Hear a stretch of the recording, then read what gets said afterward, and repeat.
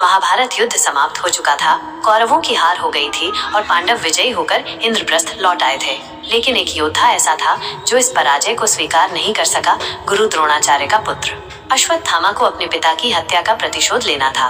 क्रोध और प्रतिशोध की आग में जलते हुए उसने कौरवों के बचे हुए योद्धाओं के साथ मिलकर एक रात चुपके से पांडवों के शिविर में प्रवेश किया।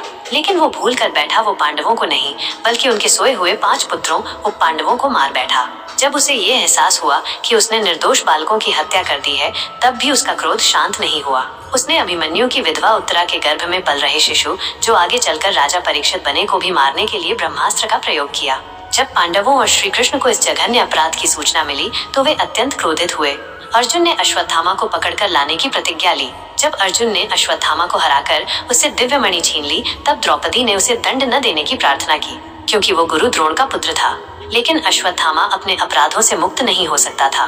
तू हजारों वर्षों तक पृथ्वी पर भटकता रहेगा, तुझे कोई मारेगा नहीं, कोई तुझे अपनाएगा नहीं। तू घायल अवस्था में रहेगा, तेरा शरीर सड़ता रहेगा, लेकिन तू मर नहीं पाएगा।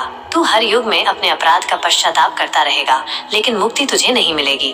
कहा जाता है कि श्री कृष्ण के श्राप के कारण अश्वत्थामा आज भी जीवित है। कई लोगों का दावा है कि उन्होंने अश्वत्थामा को जंगलों में घूमते देखा है। उसकी देह सड़ी गली है, लेकिन वो मरा नहीं। कुछ कहते हैं कि वो हिमालय के घने जंगलों में तपस्या कर रहा है, तो कुछ का मानना है कि वो आज भी पृथ्वी पर अपनी मुक्ति की राह तलाश रहा है।